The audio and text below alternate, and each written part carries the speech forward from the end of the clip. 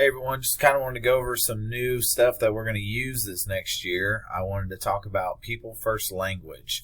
And as you guys know, people first language is very important. We have a lot of children that go to school here that have a lot of different needs when it comes to learning. So let's go ahead and dive into it. First of all, what is people's first language? Okay, when we talk about people first language, we need to talk about that this is a type of language in the way that we speak that is going to put people before a disability. And, you know, when you're talking about this, you need to know why it's important. So when we're looking at it, people with disabilities are people first. They are not their disability. That's something that we really need to remember. They are individuals with unlimited potential like everyone else, and I think sometimes we forget that.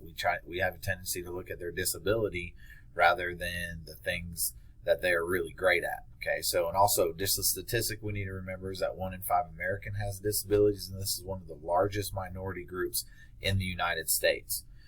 Talking about people first language, it is not a political correctness. Okay, it is really more or less something that demonstrates that we have good manners, that we have respect, and that we are following the golden rule. Okay, these are all very important things that we need to understand about people first language before we can get into some examples. Things that I hear now, okay, that we hear now around the school. So this is all just really basic things that I've heard. This student is a SPED kid. Hey, let's not say this anymore. Okay, this puts a student in a category that's not even a real thing. SPED is something that shortens something up that doesn't even really describe what they are doing. We need to use student receives special ed services. Okay, that's something that puts a student first and does not focus on what they have more than what they are. Okay, the second one, this student is ED, emotionally disturbed. This would make someone look at the diagnosis rather than the person. Use Johnny has a mental health diagnosis. That helps a little bit more. Doesn't really focus on the diagnosis. It focuses more on the person. And last but not least, this student has trauma and depression. We hear this a lot more these days with the students we're working with, and we need to get away from that. We need to kind of say, not make that the focal point. We need to go suicide recovery from a mental health concern. All right, we need to focus more on the student as we move forward. A little bit more examples of using people first language, and I kind of broke it down into the 4 key areas of a school: administrators, teachers, students, and parents. And as you look through these, all of them are where they put the person first. For instance, me as an administrator, people we have at our school come from different backgrounds and have different learning styles. We work hard to keep our school 100% inclusive to all students and community members we serve. We need to remember that people with disabilities aren't just our students. It could be their parents. It could be people from the community that come to this school. If you look at parents, okay, parents, if we can get them in the mindset of people first language. My daughter has some mental health needs, and I'm glad that so many people are willing to help her needs on a daily basis.